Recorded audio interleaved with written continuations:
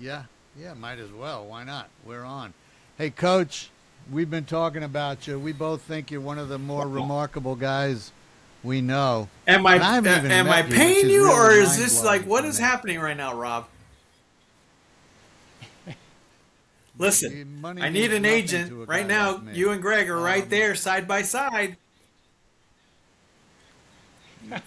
you do need an agent. You got a lot going on. Yeah, Where yeah. I'm where in are Orange you County physically now? at California? this junction in time. Yep, Uh huh. it's been home base since It's home And base, 2011. right? give us a little nutshell of your life, your activities right now, because we can't figure out whether you're biking up Everest or you know the new You know, Jackie Chan movie. Who I mean, knows with you? or he's at the God, dojo one of doing those things that karate. I The had in dojo. life was, live with no regrets. And, I just keep seeing things. Mm. Many years ago, I heard about this. Steve Harvey said it. He said, that he puts down 300 things that he wants to do. I tried. And darn if you get to like 70 and you can't figure anything out. And yeah, try it. You'll be like, 70. oh yeah, I want to see this, Wow. see that, and then all of a sudden you'll be I'm at like, I I'm got trying to no get to idea. How do 20. I get to 300? And so I started doing that, and that's what I've done, I'm man. at I'm like just like, hey, two and a half. I want to ride a 100-mile race. I want to, I want to, just constant stuff I was throwing out, and that's what I've been trying to do. I think, John, I think you're the Renaissance man. You know, all these talents, that you just seem to every layer opens up more and more on you. Yeah, I've tried The to. fishing, the biking. I I'm mean, curious everything. about things, so I want to experience life and have left it, knowing that I attempted things, Fly fishing, seemed like it's such a great thing to do. I love nature. I just wanted to try that, and man, that's amazing. I'm hooked now. Oh my God, right? Isn't The that a river great runs movie? through it. And then prior to my Yeah. leaving, the Madison came out, and oh, the Madison's a famous river up there, and Taylor, that guy Sheridan is on fire as a producer, and I mean Yeah. Oh, he sure that's just is. remarkable. There's nothing like, even if you didn't catch a fish. I mean, where you at is you're mesmerized. These trout live great, man.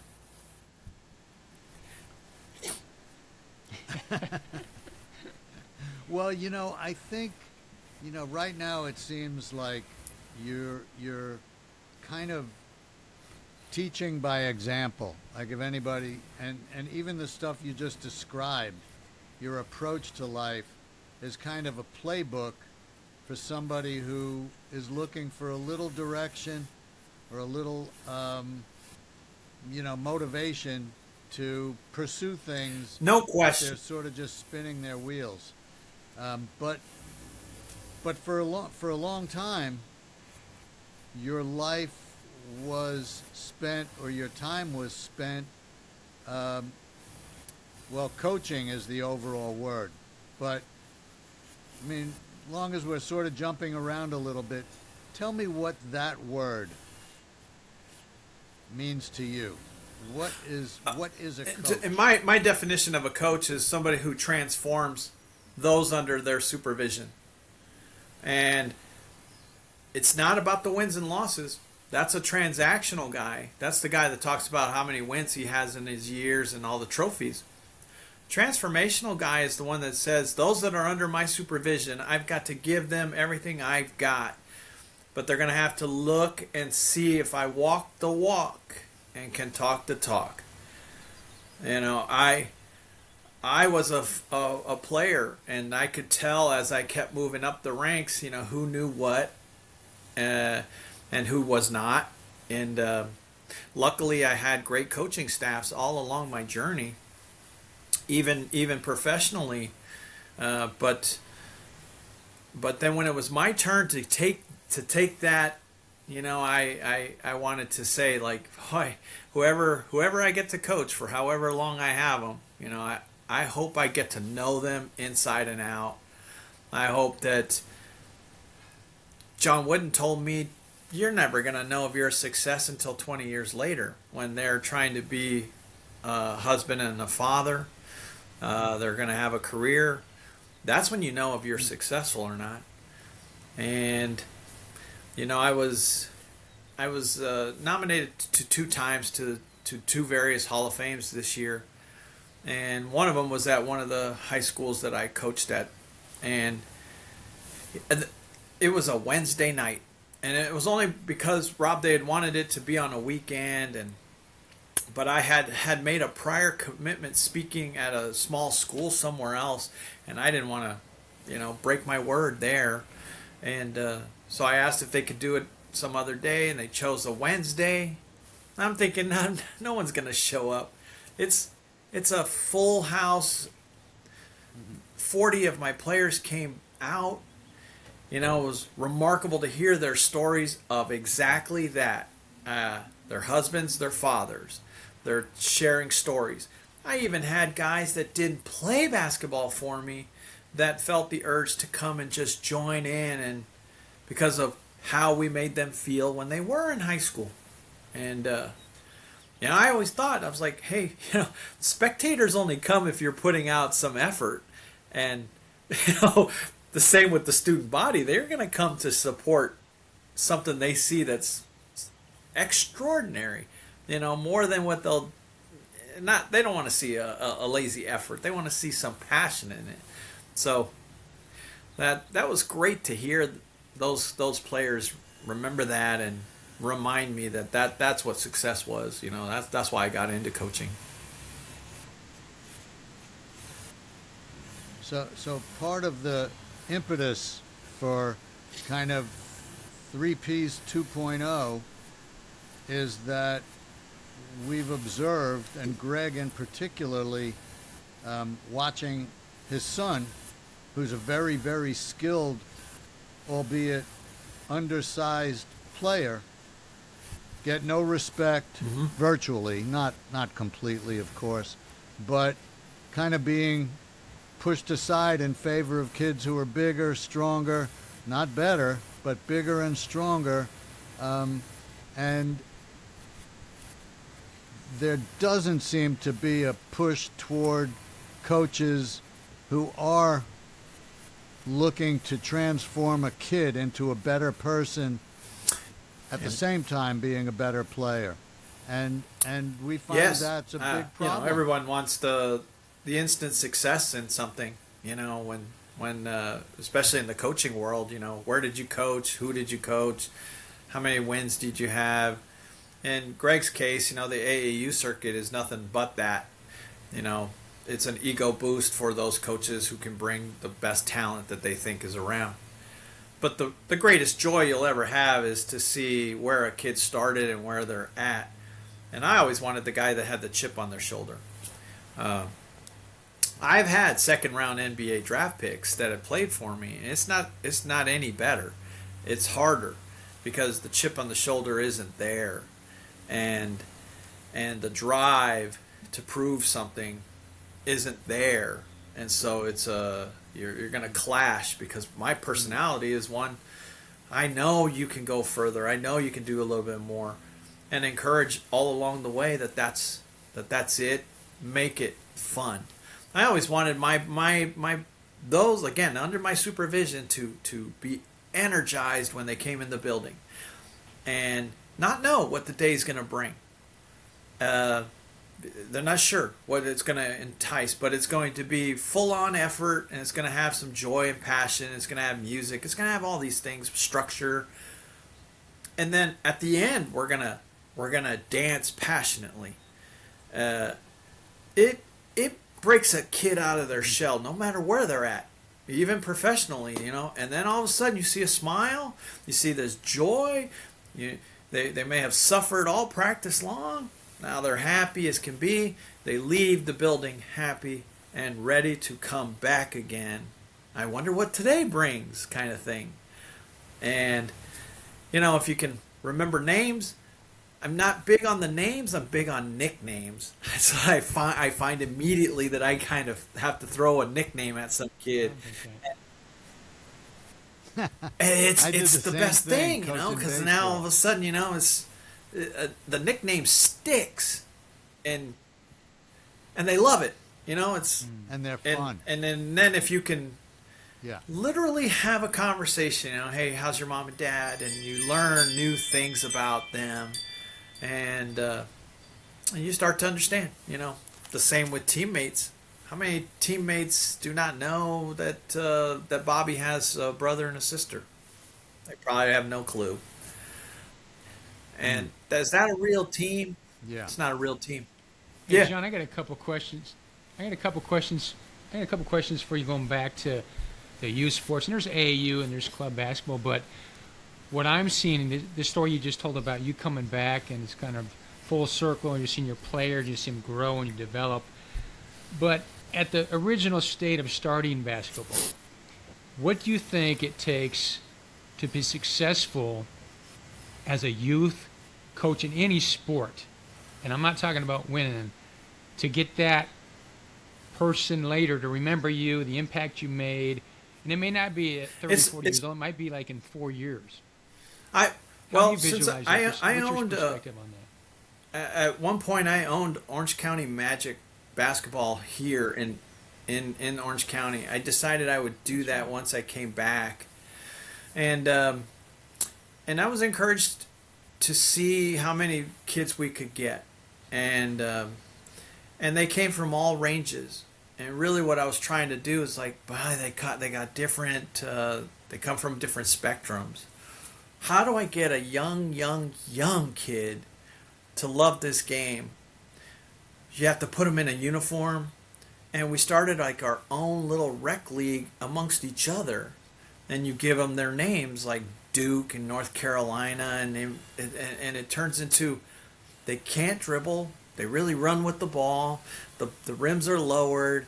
You know, there's forgiveness on everything, but it's the first time they're loving this game without the pressure coming yet. And so I started thinking that was how it would grow. And yet, the bigger kids, the ones that have the NCAA college capacity to play, which all of them did, it was now about their effort to be seen by them and to share and walk around and demonstrate that they could care as well for them.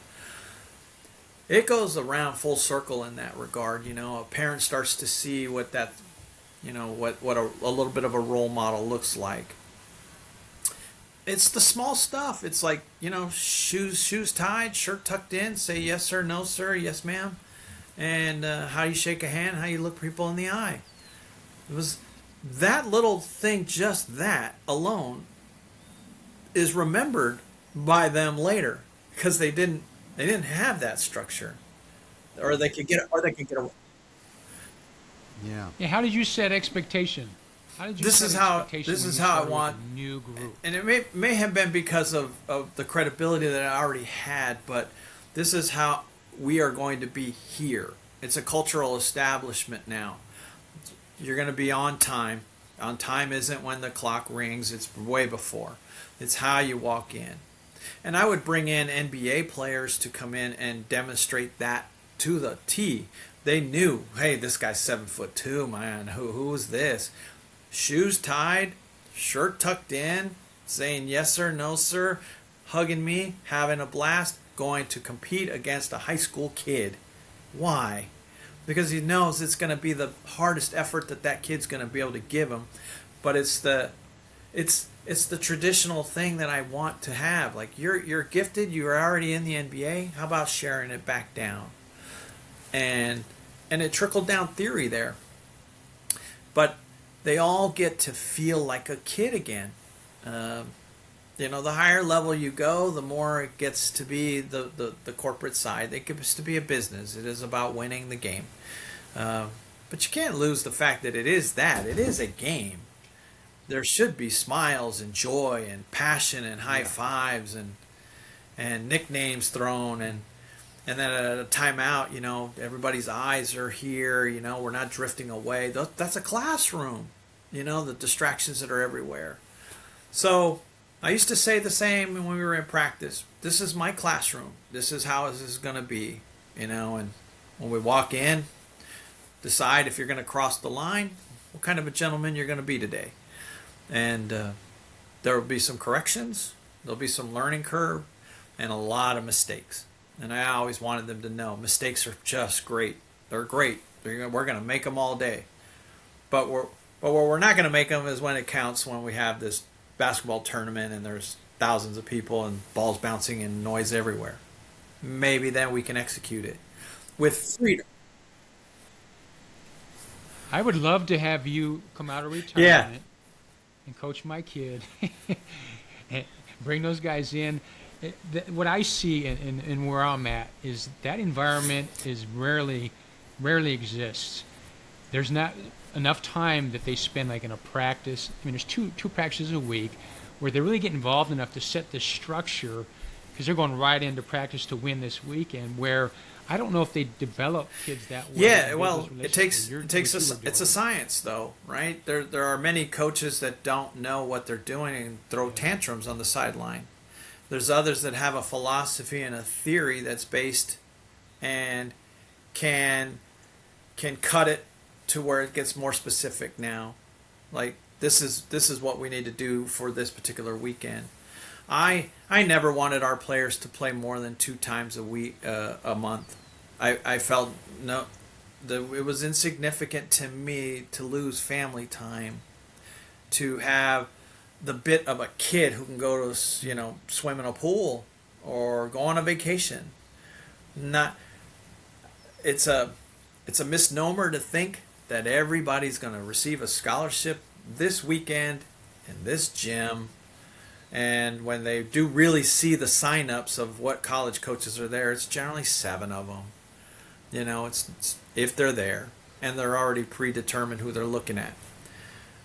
It's a science that I learned. You are definitely going to have to publicize the players that you can help way before that basketball tournament ever existed. And that's how you get them there. But there are many that don't. You're right, Greg. There's a lot. You can go any weekend, which is like coming up this weekend and next weekend. Is massive. There'll be just chaos out there. I have a guy that runs a club here, and he's actually a solid guy, and he does develop his kids, but he has, 35, 40 teams underneath him. But he was saying that he grew up in this area, went to Bellevue High School, played college basketball, and he said that when he was playing high school, or back then when you joined these teams, in this area there was like 4. He just said now there's 400 to 500, which is incredible. There's an AAU club at every turn you can imagine right now. They're everywhere. And there's also a parent that's being fed a line that is going to keep a kid, enticed and think they're going to get some sort of college scholarship. Doesn't exist, But what are you trying to use basketball? Basketball is a tool to get an education. That's what it's there for. And if you can use it that way, you then therefore treat it a certain way. It treats you right. You treat basketball like it's supposed to entitle you to something else. This game spits people out, and there's many stories of that too.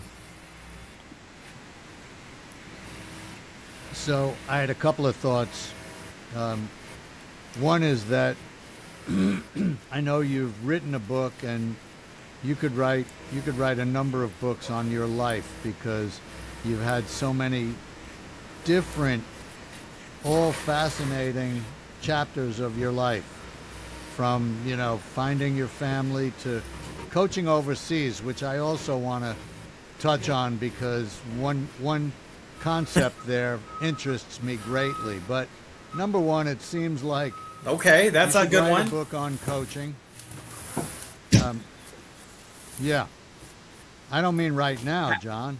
He left. I had to make sure that I listened to you. I had a window open, and darn if you don't hear some beeping going on at these inappropriate moments. I just Well, thought I you were in think demand. They're again, trying to the, get you the off our reason show. for this conversation is that we feel like just coaching in general is lacking for the most part. Coaches like you are rare, and it's a shame because kids who would be in love with sports are being forced out of sports. So I think that's something, your philosophy is so sound, and it's predicated on enjoyment at the earliest Yeah, age. make it fun. Just fun. Make it fun. And I don't think that's the focus. Even youth coaches, coaching 7-year-olds, Yes. they're trying to install plays Yes. at practice, zones, whatever it might be, instead of just, showing them how to make a layup and let's make a layup. My first coaching session was, who can Yeah. tell me what an assist is? And, I was much more, I would, award kids who had the most assists. Points are great, but most times you don't get your points unless somebody gave you the ball Right. in a position to get your points. So that was always a focus of mine. But the other thing is, just to sort of complete a circle, who are the coaches or who was the coach who instilled your principles and your coaching ethic and approach as a kid? You know, When you were just you're, falling in love with the game. you have to have somebody who believes in you. I was lucky to have Coach Fernando Fimbres, who was at St. John's, the Evangelist School is where I went to elementary school. And it was him. He's the one that saw something in me. You don't get Fernando Fimbres. What was his name, And John? His approach was calm, collected. He was a version of a John Wooden, so to speak, in the approach and ethics in which to coach. We played outside. That's our practice sessions were outside. The fundamentals were there, the layup, how to pass, how to catch, all the small little details. But never ridiculous antics on the sideline. None of that stuff existed with him.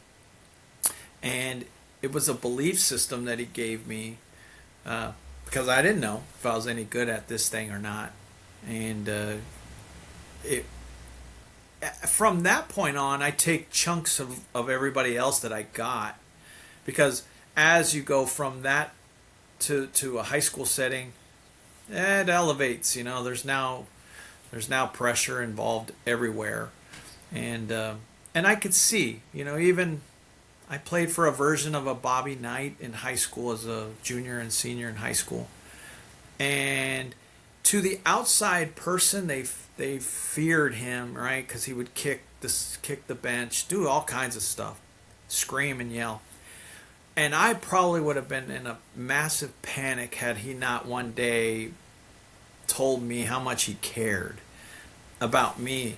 I would have been petrified, as I was anyway, just to be in the same room with him. But to hear that, and that he only wants the best, I could take the yelling then. It wasn't what it was supposed to be. It was only for me to be better and commit all that I have. So I think that is a great point, and I think the number one criteria for a good coach, what I consider a good coach, is that he cares. Yeah. He cares about the kids he's coaching more than about himself. And I see an epidemic of coaches in all sports, baseball, basketball. I didn't have a lot of experience with football, but baseball and basketball, in particular soccer, the coaches that I've seen, by and large, think they're the most important guy on the field or the court. And that, I think, is the most counterproductive, just absolutely, totally wrong approach. If you're not more concerned with your kids' welfare Yeah. than with your own, It's you're in a the wrong place. it's an evolution of what they see on television and what gets rewarded in society, right? So if you're looking at an NCAA coach, that's who you remember. You remember those coaches that stand out. NBA is somewhat similar in that regard. The But the cycle is, can I get, for example, let's say this. Let's say you are at a public high school. Theoretically, there's supposed to be no recruiting that ever happens in that sport or any other public high school. You get who comes to you at that particular institution, whether they're 5'5" or 6'8". You get what you get. That's when I would say those are the really good coaches, right? They're the ones that take who come in, believe, mold them to some philosophy that he or she has, and have them play to the potential that they can get to. It's many of my early teams were really small, really tiny guys, but boy, did we had a philosophy. We're going to be pressing constantly all over the floor. Couldn't shoot the ball that great, but we're going to take it because we're going to go chase it down. And we became feared in that regard because we never quit. We would lose, and Rob, in the locker room, I would just say we just ran out of time. And it's a way to get them to switch back from thinking I'm a loser, I'm going to have to go home to this, what's it going to be like in school tomorrow. You'll be surprised what it'll be like in school tomorrow. They're going to be like, oh my God, you gave everything you had, you dived on the floor, and they'll fall in love, and then eventually you start to get the true buy-in, the commitment to get better. Some reach some incredible heights in the sport if you believed in them early and you just let them play. I coach abroad. I go to Italy every year, and part of that is to take those coaches and help them get certification so they can achieve their goals and dreams to go up levels. The United States doesn't have a certification system. Yeah, anybody here can coach, but not in Europe. You have to prove that you're demonstrated not only on the court but in the classroom, and you got to pay for it yourself in order to get the next level. And so it's called mini basket. All the coaches start at that level, and that's little kids. And in order for them to go up, they got to take the next level of courses and move up, and it depends on who their instructors are, right? So part of it, when I see them, is temper tantrums, because of the pressure of trying to win, of what they see at Euro level. Again, it's unrealistic expectations. But most of the time, I take them away from that, Rob, and I take them away and say, listen, I see how you're disciplinarian and you think that's great. I want you to walk with me, and we think like practice is over, and I want you to see what they do when you're not here. We're just going to go outside, and I tell them, hey, practice is over, but you can't leave. All right. Do you know what they do? They start to play.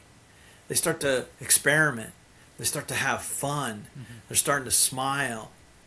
And as soon as we walk back in again, oh my God, are we doing something wrong? Absolutely, you're not doing something wrong.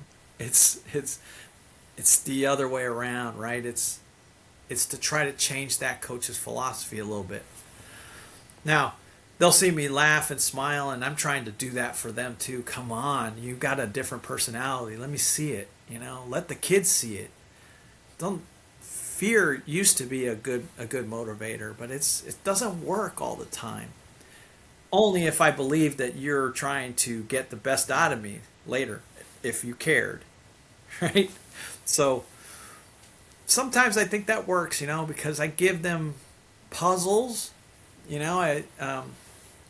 mental puzzles. I'm not sure if you're aware of like these metal things they seem impossible to do. I give it to our coaches at lunchtime because they want to think that they're really intelligent. and that they can solve everything, and you cannot. You will be stuck. And what will you do? You will ask for help. And another guy will take it, and then you'll start to have camaraderie, and they even have this laughter and joy that happens at lunch by trying to solve a simple little puzzle that's complicated. And then they ask me, okay, John, how do you solve it? I don't know, man. I don't know. I didn't try to solve it. It's hard. I just tell them, I was like, it's like coaching. It's hard. How are you going to solve this? With different personalities. Each one brings you something new. That's why we're here. Try to get something new from somebody else. Put the package together. See if you can solve these little puzzles. Your puzzles are your players, But that's where. And John, what's your philosophy? Because I know we both love John Wooden, and one thing I admired about him was, one, he's so detailed principled, but he was a teacher. Like, he was so detailed that people knew what to do on the court. They knew where they stood as a teammate. They were detailed, and they learned. So they're teaching these kids. And I'm going back to the youth level, and what I see is incompetent people who try to coach and can't even evaluate where the kid is, because they can't even teach the little fundamental skills of cutting and spacing. And so I get offended because I'm a little undersized guy that got better later, because I had all this knowledge and IQ how to do this stuff, and it allowed me to compete longer. Yeah. I could go play against an NBA guy. Doesn't mean I'm going to score a point, but I could still contribute with a good screen or whatever. So we're seeing these little kids who aren't getting taught, like you said earlier, who's 10 years old. I don't know if he's going to be 6'6" or 5'5", but I know he needs to learn these fundamental skills so he understands the game. And what's happening is kids are getting unhappy, losing their joy, not understanding the game because it's no fun because they're not very good. And they quit before they even get to the next stepping stone where they could have grown, but now they can't even compete because they don't have the skills because these guys aren't teaching it. I think what Rob was talking about earlier with some of the youth around here was one of these coaches is he thinks he's a great coach because he knows basketball and he can tell you about plays and he can't read a player whatsoever. He doesn't know any fundamentals. And he's with young kids that haven't been taught. When they're getting crushed out there and you can see their heads droop and he's trying to force these plays, like, look, that kid can't dribble with his head up yet. Don't put him as the guard with pressure coming at him. So they're not teaching. And because we're not teaching, they're not building confidence because they know what they're doing. So a lot of those kids, and they are quitting younger and younger. And my son and his team, literally some of these kids are getting anxiety, depression, serious mental health problems to where they quit. And as we all know, technology is kind of taking over. They're on their phones now. They're not doing activities. So teaching's so important. What is your the thought teaching about component that? is definitely one thing that it was stressed upon me early in life. That's what I am. I am a teacher, and I can know 4,000 plays. I can know everything, but can you teach it?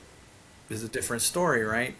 There are many guys that used to ask me about the triangle offense and this and that, and it's not that complicated, but the issue is, can you teach this subject? Can you break it down?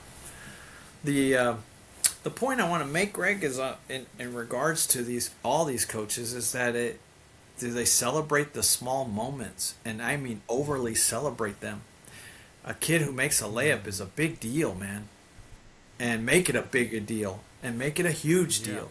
A kid who steals second base and slides properly, it's a huge deal. I'm going to stop practice and just make it a big deal.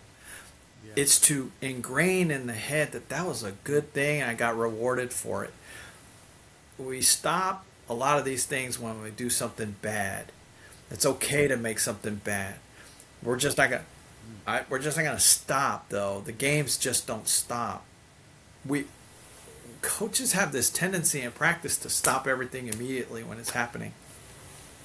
In the game, it doesn't do that. It goes on. And so we go to the next play mentality all the time. What's next? Well, it's to find solutions.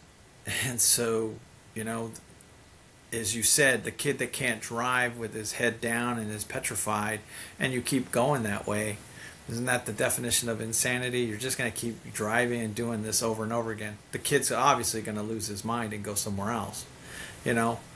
Or do you find that that's a way I need to find a solution to this? How do I do that? That's where the coaches I see that get petrified, they're on the side, and because they don't know how to think like this and find a quick, simple solution, panic sets in. Uh, So, all of these things, all of them that you're talking about are principles. And, principles are the guiding concepts of life. My life, all of our lives. They're based on principles. There's a way to behave. There's a way to play. There's a way to treat people. There's a way to treat your family, your friends, your community, yourself, the game. I'm curious, and it's kind of a recurring theme to me because I've traveled some, and I'm always fascinated by things that are the same no matter where you are.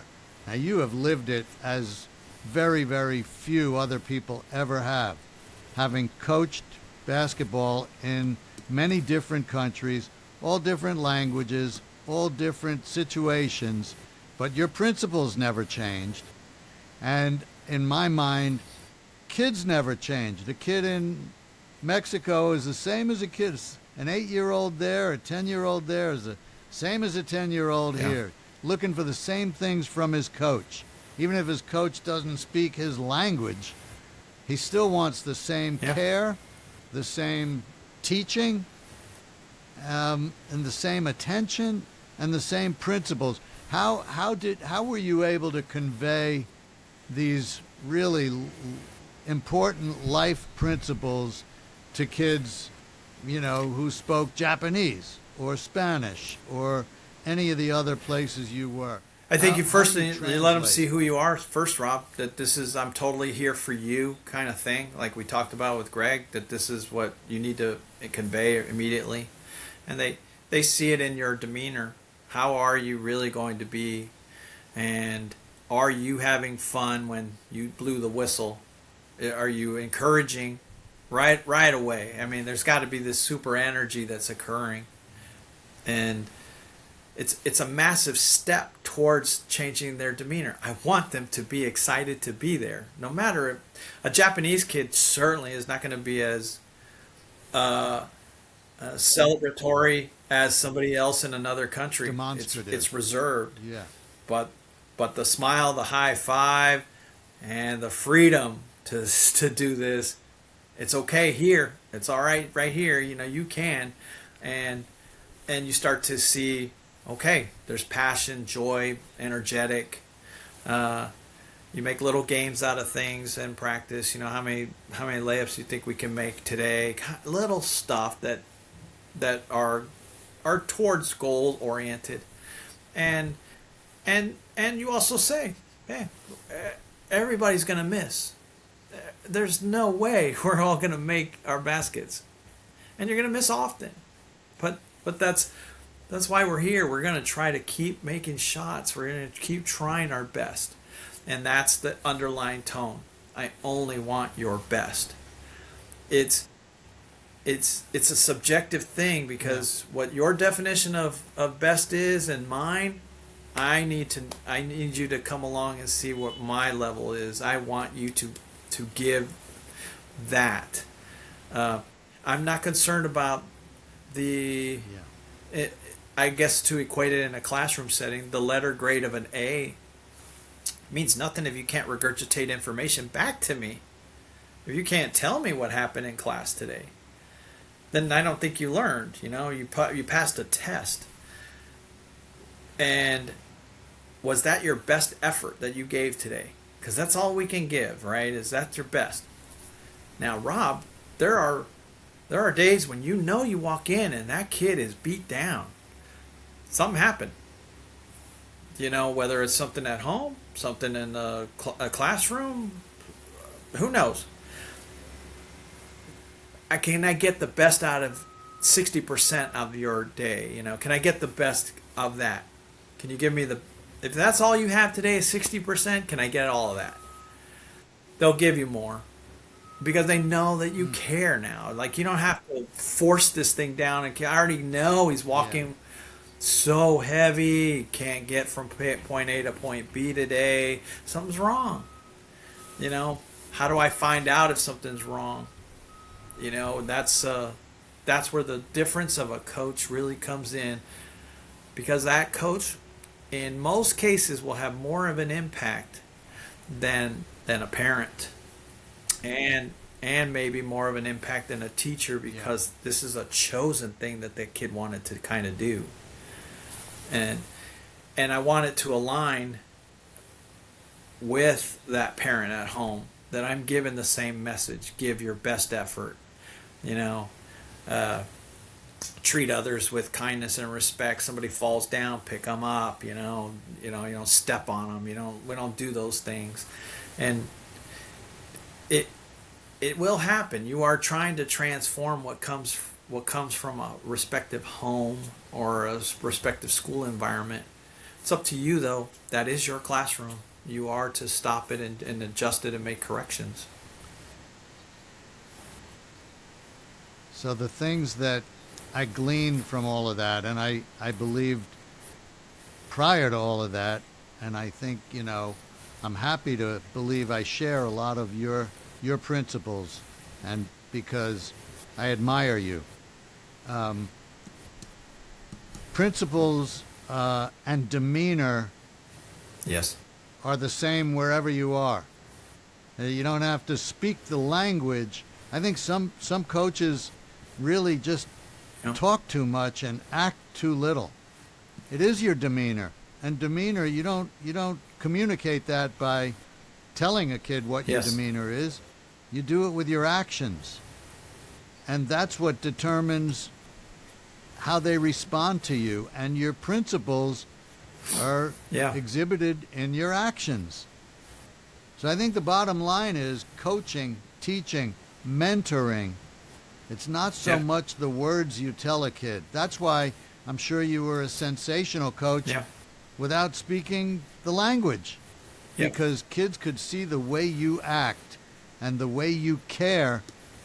You don't tell a kid how much you care about him. I mean, you said in the case of that one Bobby Knight type coach, he obviously realized that kids may not realize how much he cares because of his style.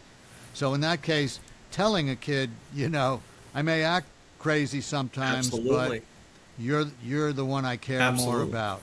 I love you and I care about you. And that just seems like the most basic concept, that the essence of every coaching is player, your demeanor. Rob, will always watch what the head guy is doing. How does he walk? And they are paying attention to your interactions. And heaven forbid you have a coaching staff. How are you guys interacting with each other? And if it is distant and closed off, the feeling is there. They understand that. If it is close knit, tight, they get the same feeling. Is the energy in the building? Even if it's fake energy, it has to come in to get where we need to go.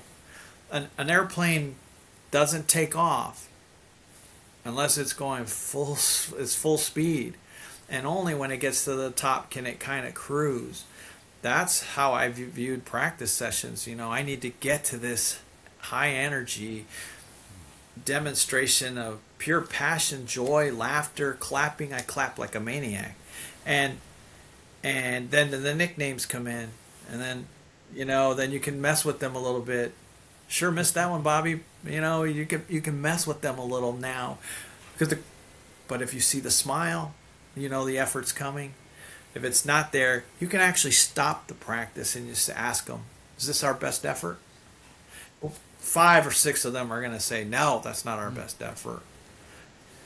But the one that that couldn't give that effort, that's all right. He's there still. He didn't quit. I might only get, like I said, 60% out of him. That's okay. We're going to get all we can out of him today. And so, John, I think your principles are abundantly clear. Everything you say reflects your principles of coaching and living. and your life is 100% effort. And do you ever look at your life as like different chapters? Like when you were a kid, it was basketball, basketball, basketball, and you got to the very, very most elite levels of basketball. Coaching, you got to the highest levels of coaching. Yeah. When you went on your personal journey to find your family, which we'll talk about, you would have scoured every cave in Afghanistan if that's what was required. I know that. We all know that. So, your principles couldn't be more clear. You wear them on your sleeve, and you're proud of them, and you will tell anybody that that's what they are. And really, there's no other way to approach life. Anything less is less than 100%, and that's not really acceptable. Some people are not capable. That's right. Maybe of 100, 110. But let's talk a little bit about purpose, because I know I assume at different times in your life, your purposes were focused. As you say, you set goals and you want to knock them off. So I think we've talked enough about principle to know where you stand on that. And again, to me, that's sort of number one in terms of character. But in terms of kind of getting things done and doing the things that are meaningful to you, I don't think you can really achieve anything to the extent you'd like until it becomes your purpose. So talk to me about your purpose throughout your life, if you can. It's hard, but nobody else can, but you can, because you've had so many different purposes. And I appreciate you thinking of that in that regard. I wanted to always be humble, because I know, like, I've seen others that are arrogant, and it is crushing to me to see them act that way. This has always been a journey. When you're in the youth, the 20s, let's say, of that era when I was playing college basketball and then going to play professionally, it's just what's right in front of me. I have no idea what's ahead of me, and I'm just trying to chase that. I'm lucky I get to still play this. Man, I'm lucky I got to this high school. Boy, I'm fortunate that this one institution, this university, wants me to play for them. Oh my God, are you kidding? This guy wants me to play professionally for him now. I was grateful for that. And because of that, I was going to do all that I could. I'm not gifted enough to dunk the ball. I wasn't 6'8". I wasn't born with all that. But what could I do? I could lead a team. I could demonstrate my own passion towards that. I can accept responsibility, because, again, I played for this type of a coach, and I could take criticism. I could take all the heat from the rest of the players who possibly couldn't, and see if I could use that for all the good of the team. I've benefited that way, as to play as hard as I possibly could. Now, when I transformed into a coach now, that's a different avenue now. Now I'm entrusted with other kids, other parents, everybody else. It's a different cycle now. They're under my supervision, and I don't know if I can teach them what I know. And so I'm a little skeptical about that early in my career, because it is like you want to win all the time, and yet I knew I didn't have the talent enough to do that. And how do I get them better? It's really, my first year coaching basketball, we just played 3-on-3, so I could teach them how to play. They just didn't know it.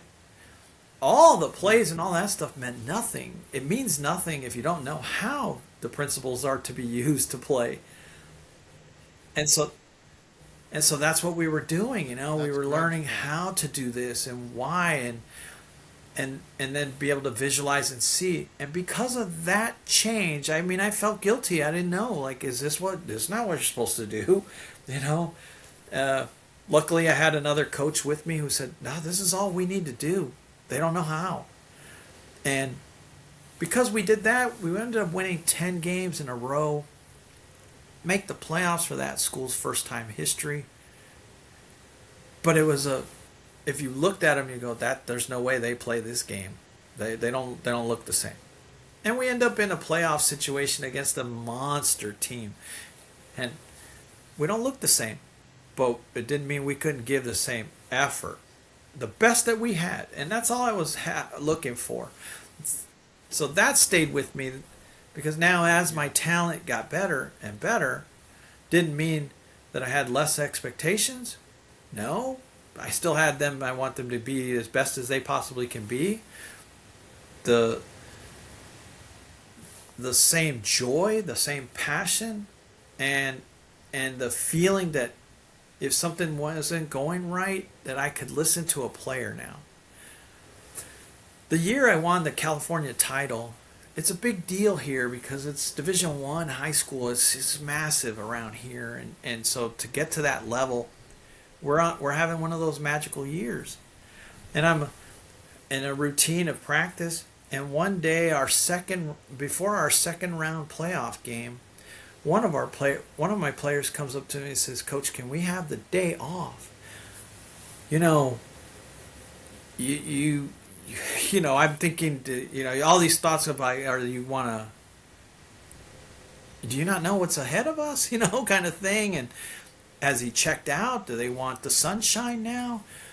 And I thought about it, and then I gave it to him, in the hopes that they're going to come back re-energized.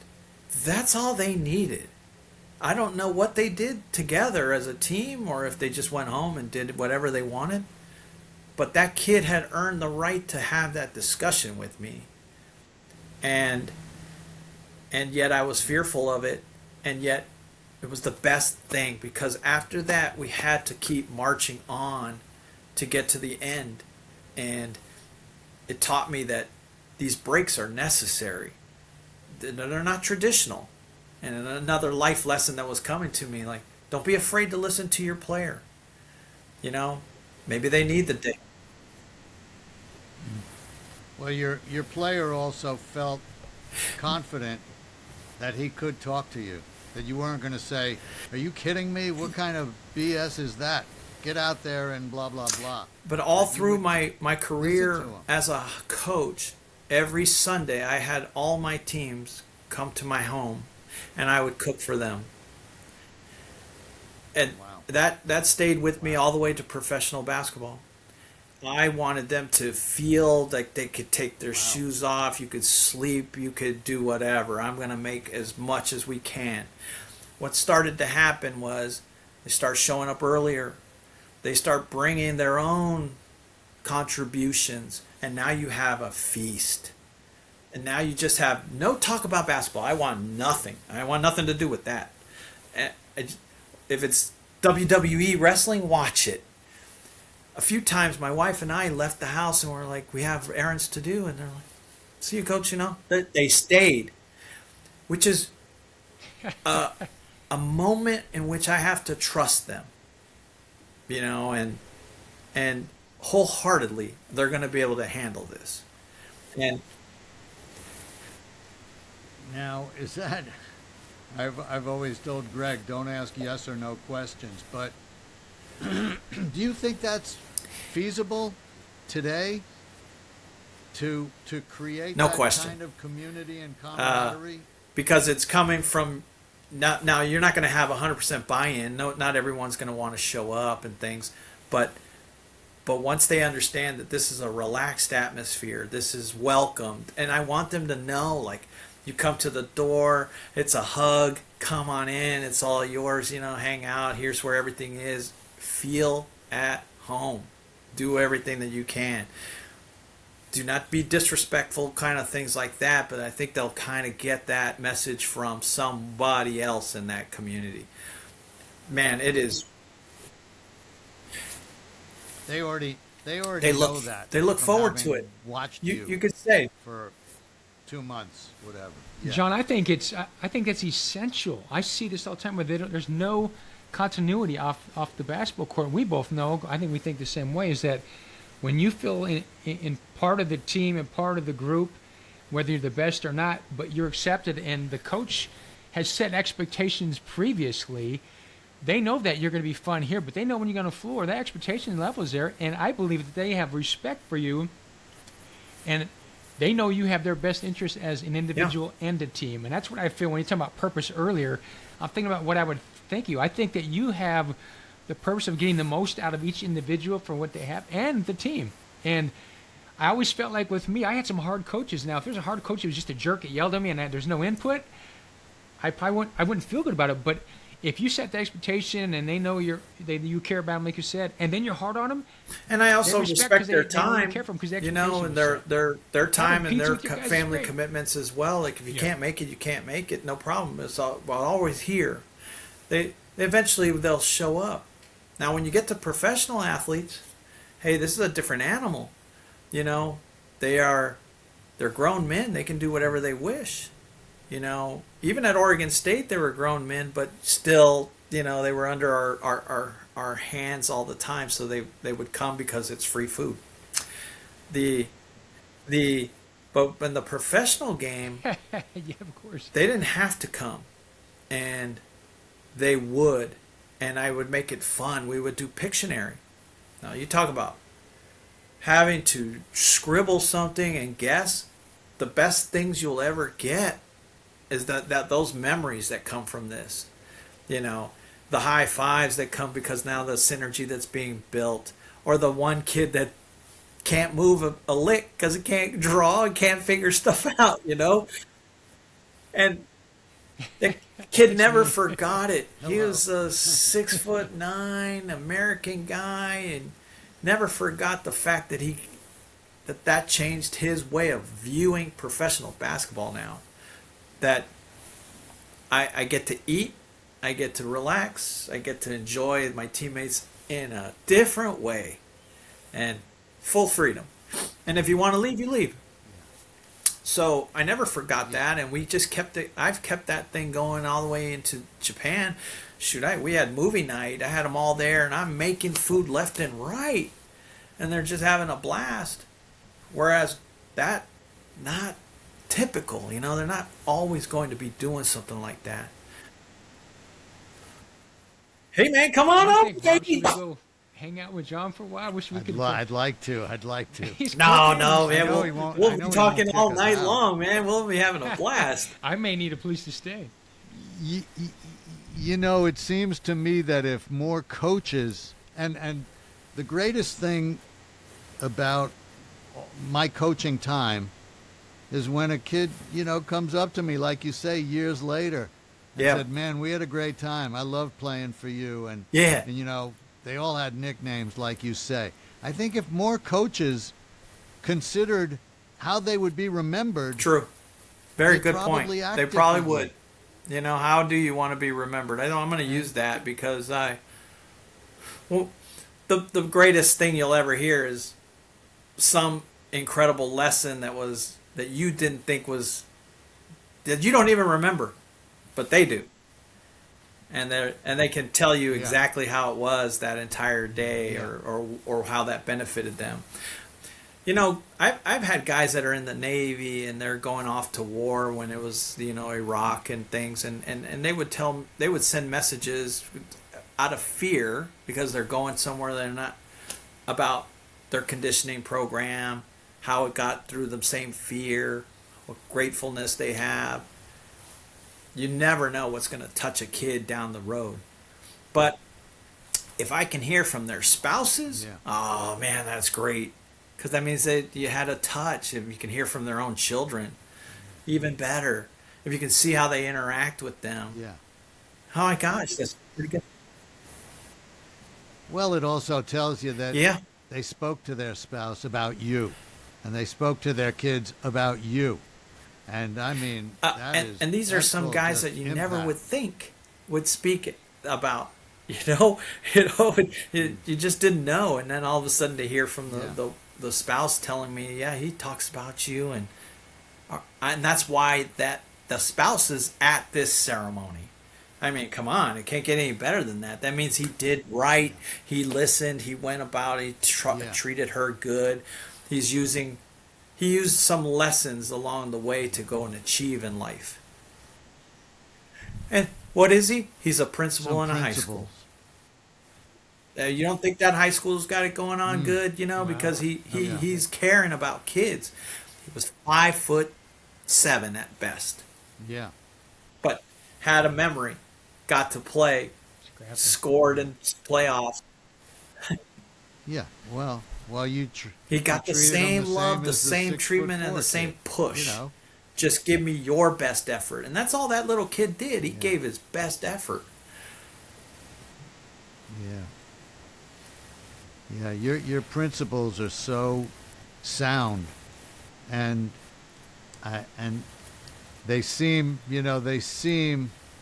like a simple menu They are. for helping Yeah. kids. Whatever, just helping them get better, helping them feel better. Um, it just all reminds me of what an outstanding individual you've been your whole life and how many kids you've helped. But it still points out that so many people who raise their hand and say, "Sure, I'll coach," aren't qualified emotionally, or they think it's an Yeah, opportunity for I think them that's another to be great. avenue that the both of you should No, probably it's an try to opportunity. explore. How to get large coaching groups together and speak to them, because I also think that if you had We, talked to me when I was barely beginning, you just don't know that the impact that you're entrusted with. You know, Coach Wooden treated me differently because I was a high school coach, not a college coach. He thought that the role I carried was even greater, and it is, because you're dealing with yeah, in mass anybody that comes to you. How do, how can you make their life better? yeah. You're a teacher. And That's you're all he teaching. cared about. You're a teacher. And I saw how Yeah. it was. It was different. It was not basketball related. It was like what lessons are you teaching them? Yeah.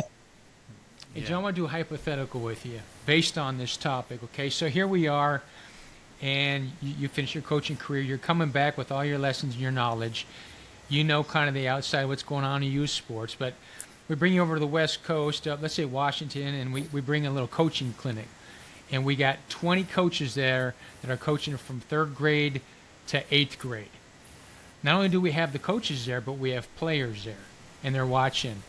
And you're there to talk to kind of both groups, but as you're helping the coaches learn a little bit about how to coach and teach and some philosophy, you're also teaching these kids. What would you say to these coaches who are maybe starting out or have just been coached for a couple of years in terms of not only the They're X's probably and going to O's, but see how do they rate the initially kid how and I get the relate most to the out of kid. them? I want to find something about that kid that I'm going to remember, and it's going to be some nickname that's going to come quickly, or the shoe the kid's wearing or something, and how it's not just a high five. It's give me a hug. Let's say, hey, you guys ready to do this? And they're going to see by my action of how I interact, and then I'm going to tell that whole audience what a valuable, how important a role they have is as great as anything they'll ever do. You're taking someone else's child. They're entrusting that you're going to transform their life, not talk about how much titles and wins they're going to have this year. That's a byproduct. The experience that we're going to have, how we're going to learn, Exactly. and you show them also how many of you guys have broken down what your plan is this year. How do we go about it? Probably 90% of them don't have one. What's it atone to, and that's where it comes down to, like, I'm an information seeker around the world about coaches everywhere. How do I get this system down? School teachers do it. They have to have these plans.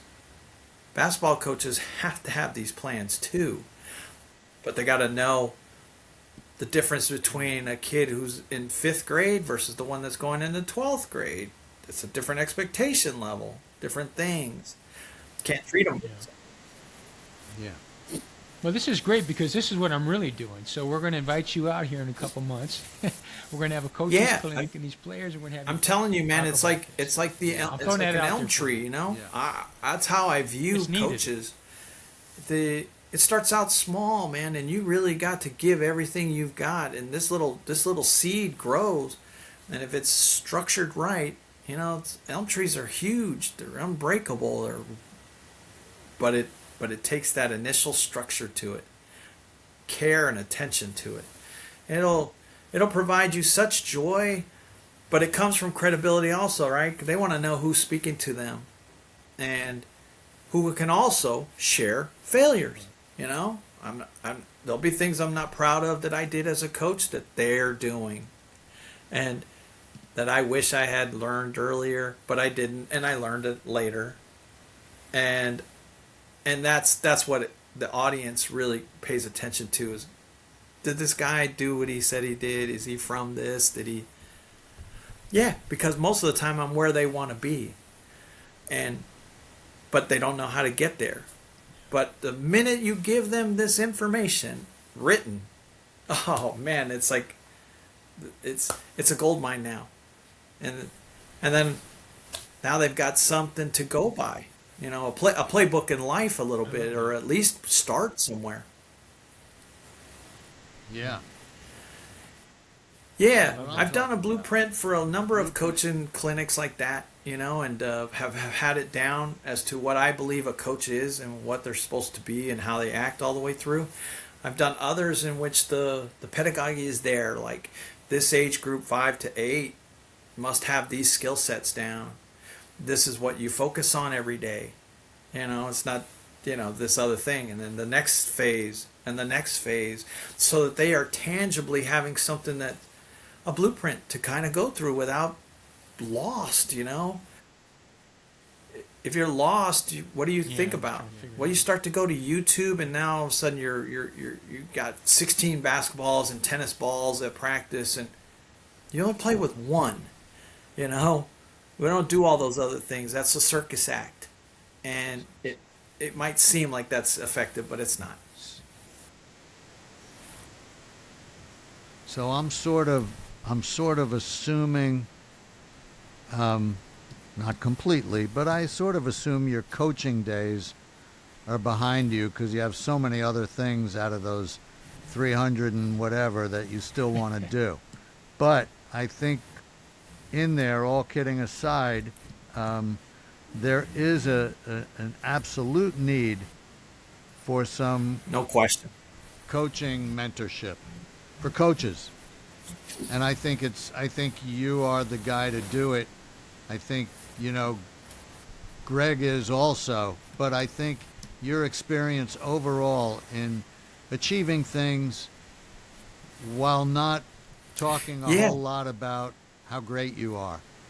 Let your greatness is in what you've instilled in everybody that has had the opportunity to be I think it coached should be a and mentored requirement by that you. actually there are coaching clinics and things that should have to be attending, but when you are in a position that agree I'm more. in which I'm grateful for the experience that it has provided me, I want to give back, and I want to empower them that, man, you have such a privilege here, and to make them feel like they're super important.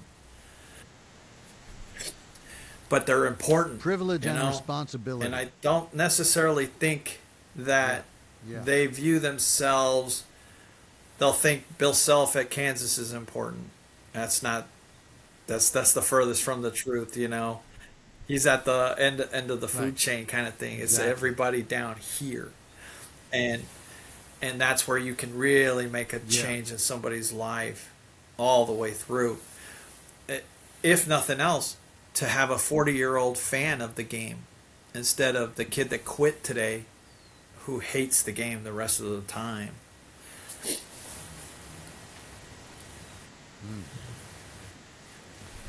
Well, Sure.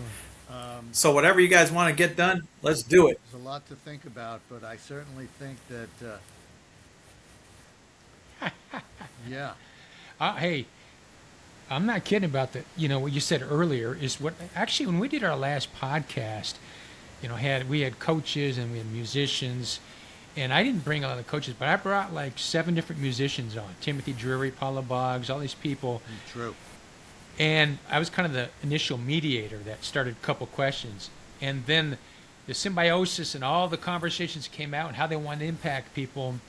What you said earlier about doing a thing with coaches. I think that Yeah. would be huge to have like 10 coaches just online where it could be young coaches where you mentor them. It could be other coaches. But the good part of that and the easy Yeah. part of that is that people can be at home, but they need to keep getting all this input from people like Yeah, you because and they're I could not give getting them it. the Nobody's out credibility running, to get to feel like they're getting certified.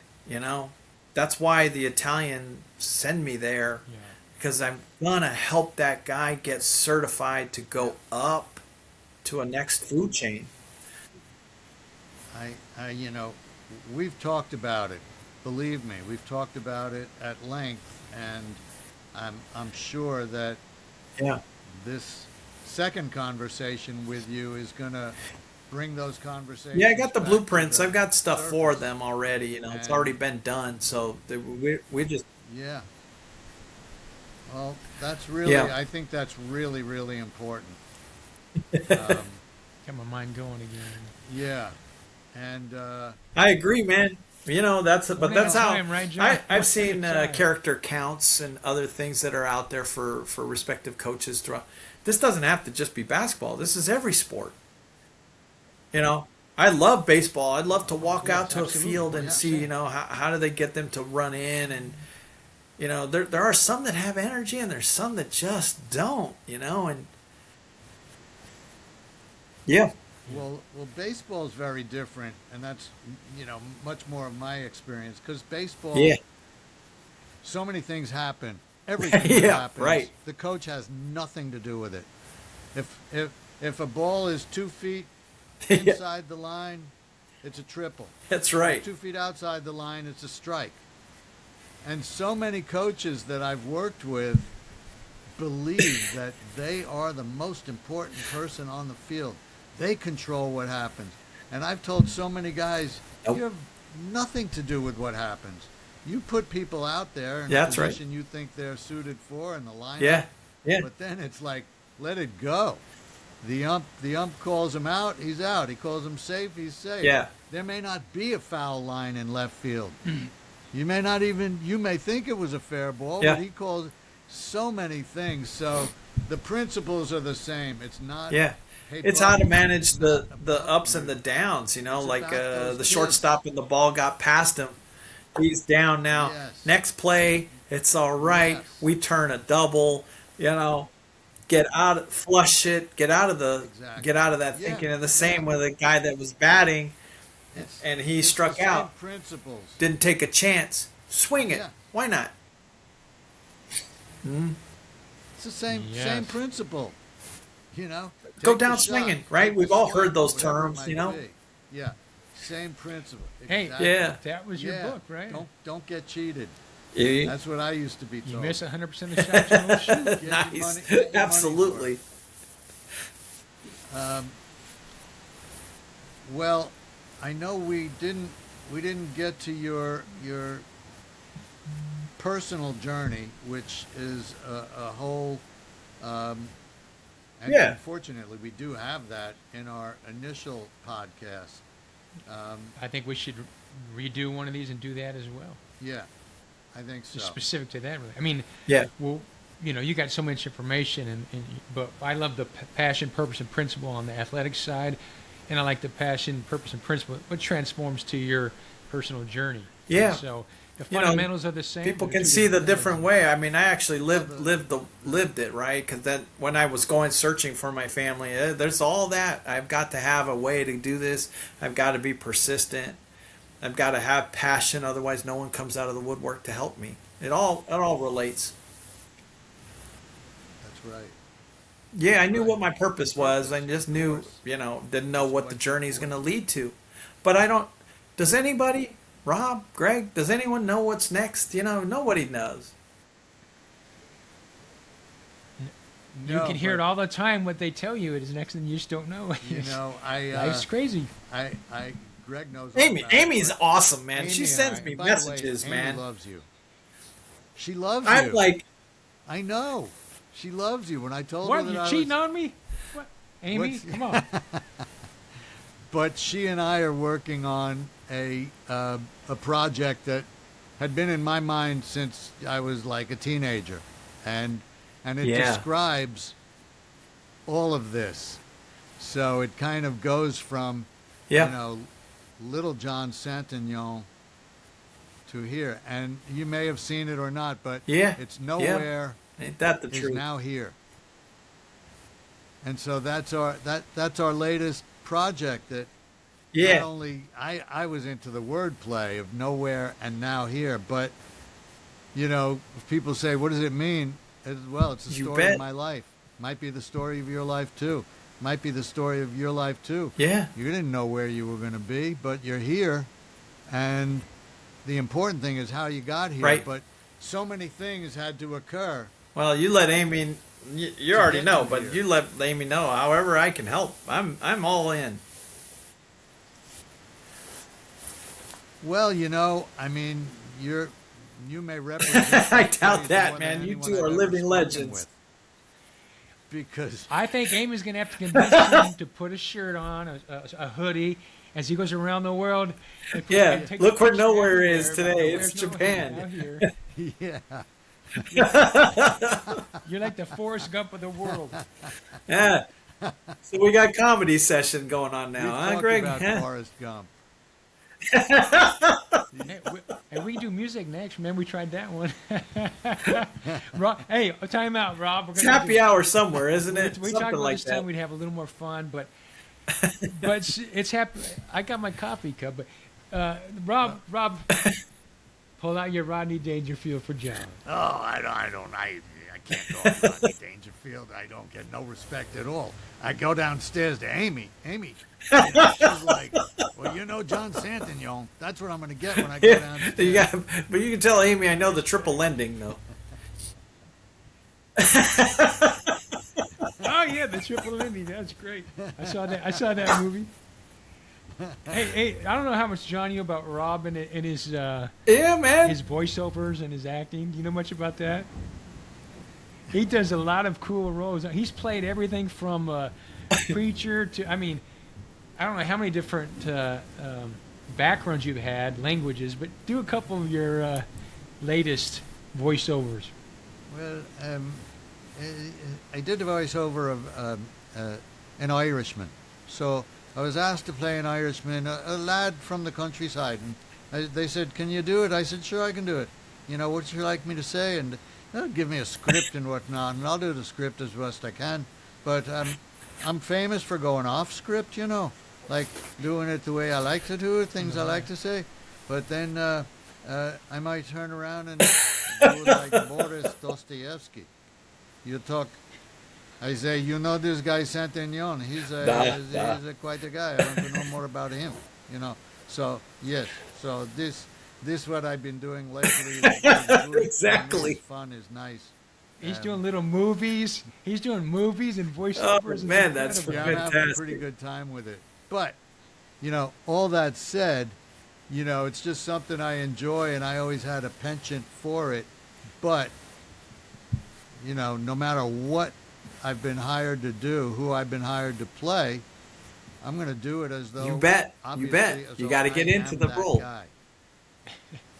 And it's the same principle Yeah. I play, tennis with, baseball with, whatever. It's all the same. It's just a principle of how but it's fun. But the first time I Yeah. did play a Russian guy, a Russian mafia guy, and the scene was great. We play over chessboard. Yeah. I would say, you trust this guy, and I move the guy here. And he goes, I wouldn't have hired him, and he moves the guy here. And I said, well, Yeah. lots of eyes on this project, and I moved this guy here. By the end, of course, I say check. But when I left, when Yeah. my portion was over, I got a standing O from the people working. The I was like, whoa! I thought I was They getting think you're punked. it. I was like, what is that? But they were treating me like I was Laurence Olivier, and I was by far the oldest guy there. But I think it was more a matter of Yeah. they viewed me as a professional. Give him a list of just You're the on latest fire right different now. roles you've had. Like, what was your role? Like, you did a movie here. Well, This is funny. the last couple, one movie I Ooh, was brutal. not a kind father. Yeah. Yeah, which was hard. I didn't like it. So I liked psychologically, playing you the had to role, get but angry it then, wasn't or fun something because to stay. well, no, I mean I can play the guy, but it wasn't from experience. My father was a benevolent guy, tough but benevolent. This guy didn't have that. His son was struggling. He wasn't really working, but he was a good Okay, father. he could but, play. He'd been deceived by me as a kid, and Eric. so that Yeah. deceit Yeah. transferred to his kid.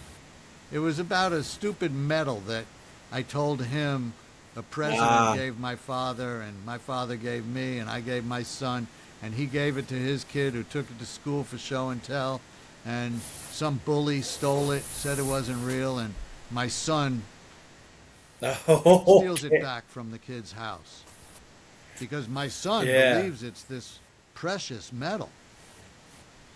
So in the last scene, I've bailed him out of jail, and I said, "Son, why am I bailing my Boy Scout son out of jail at 40 goddamn years old?" And he goes, "I don't know, Dad. I was trying to, help Charlie out. I gave him the medal, you gave me to bring to school." And I'm like, "What medal?" And he goes, the medal you gave me." And I'm like, "The hell are you talking about here, Georgie?" And he goes, "The medal." And he takes it out of his evidence bag from jail. And I'm like, oh my. You've been carrying this thing around all that time? My daddy got that in the Air and Space Museum gift shop. I thought you knew that. And like, I'm laughing at him. Man. Oh, man. That's a tough. Yeah. Yeah. So that wasn't fun. But I also played this guy recently who is homeless. And you can't really tell if he's real or not real, but he's advising this young girl that she's going to die, probably of malnutrition because she's not eating. And he tells her, like, you're like them little ballerina girls. They're about to die, every one of them, and I get no pleasure out of seeing little girls take their own life. But honey, it'll rot you out from the inside, and you've been rotting for a while. And she's like, "What?" Wow, this is She's a good. waitress, and she's like, "What?" Because I walk out, she comes out after me, and her teeth are kind of. She throws her teeth at me, and I say, "Bunny." First, when I met her, I go, "Bunny." You see her name tag. That's your real name? She goes, "Yeah, it's my real name." "Well, Bunny, did you know that when a bumblebee knows it's going to die inside the hive, it warns the other bees to remind them to remove the corpse?" And she goes, "What?" And so she follows me outside, and I say, "Bunny, you reek. You reek. You've been rotting for a while." And I go through all this stuff that I don't remember now, but I tell her as she's fleeing me, I say, Oh my. lick it clean, honey." And she looks back, and I say, "Lick the plate clean." And she turns around to look at me, and I'm not there. Oh, it's in her head. And in the end, she is standing over her own corpse in her uniform. And then it cuts to her, then she looks back down, and it's just the uniform. Jeez. So presumably she survived. And my That's guy, cool stuff. but that was a really cool role for me. And He's got lots of things, What the hell are man. you playing? yeah. He's been a preacher. That What was the one where you were in the hospital on Oh my God! painkillers I or was whatever? I was a drug-addled thief who snuck a weapon into the hospital. And the nurse comes over to take my vital signs. I'm sort of half on the bed, and I won't let her do it, and I'm clutching a backpack, and I got my hand in my pocket, and she gives up and gets up and walks to her little table to write something down. I jump out of the bed, walk up behind her, and say, "Give me your pain meds." And she goes, "What?" And I go, "Opioids!" And she freaked out. You're gonna have Amy come in. Oh my gosh. Come here. Come here. Come here. We need to do some Happy positive Amy's rules. here. Amy! Happy hour, boys. There's It's John. happy Oh, hour. John she's a- Saintignon. I can't hear him because you got your headphones. Oh, yeah, wait. Hi, Amy. We were just talking about Nowhere is Now Hi, Here, and guys. John's Amy, I John's don't- agreed to go around the world It's the wearing best this thing shirt. that ever happened to me was that I Right. met Amy. John is the. John's the. These two guys, embodiment man, of I'm telling you, nowhere but is you're the now. one that makes the His show, journey Amy. is just unbelievable. You're the one that makes the show, Amy. You know, I don't even know you guys are here right now. It's just She's me the and one Amy nice and talking right shaking her now. head, going, "What are these?" That's right. Yeah. That's right. Let's get rid of the dummies. Let's get back to this. Well, Amy's here That's to right. remind me it is happy Yeah, you hour gotta go here. get some wine. This, life could be worse, Rob. It could be a lot worse. Well, Life could be worse, Rob. I'm not sure it could be all that much better. Bye, to tell Amy. you the truth. Bye, Awesome. guys. See, Amy. Let's go, Rob. Okay, All right. Amy. All right. Well, we're not putting anything that we just talked about out there yet until we get some awards or something, because they're going to think we're crazy. All right. well, this is certainly going to be continued. Because we didn't get to all of it, but we got to the coaching principles, which, it's gratifying because they're so sound and so meaningful, but it's depressing because we're seeing the opposite these days. Next So I play. think we really do have to make an effort Absolutely. to coach the coaches. Yeah, John Madden. And Mad. What do you say? yeah, Wooden. Man, I Amy said- stuck him oh, some John wine Madden already, was a bro. great coach too, but yeah, I Wooden. think John Madden.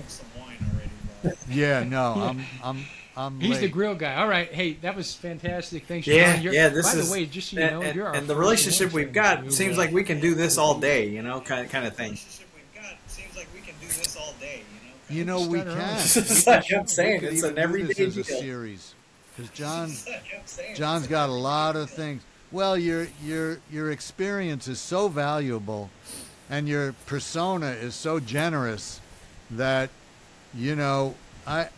all the stuff I've ever done, like as art in motion, I've worked with people with terrible disabilities right? who tell you life is great, life is good, even though you would Yeah. think they could be bitter and resentful and, and my whole purpose there really was to show everybody else that somebody who you would feel pity for has no self-pity. Right. And they feel worse for you than you do for them. And Probably true. maybe watching their example can make you a little better, a little more tolerant, a little more grateful, a little more appreciative. And that's a role that you Wow. fulfill. You're the guy that can make people realize that, life Yeah. is something to be enjoyed 100% and celebrated and lived large. And, so. Awesome. Yeah, we're not far from done. We're not done with Awesome. you, Coach. Great. So thank you so much. You can call And, anytime, Rob. Greg, we you love guys you. can call anytime, And- man. Thank you, John. Thanks. You give my I best know to that. Amy, I okay? believe it That was and I good. That know was it. good. And I'm grateful. All right, guys. Thank you very much. Thank you so much. All right, guys. bud. Till Bye, next guys. time. Have a good one. Take care. Okay. Rob, go get your wine. Yeah, I'll talk to you later. Okay, take care. All right. Thanks, Love you, man. guys. Yeah, Love you, bye. boys.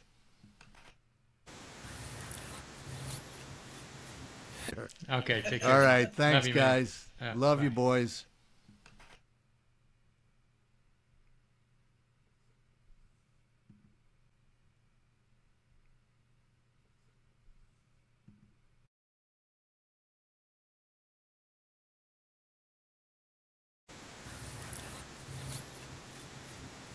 Okay, take care. All right. Thanks, Love you, man. guys. Yeah, Love bye. you, boys.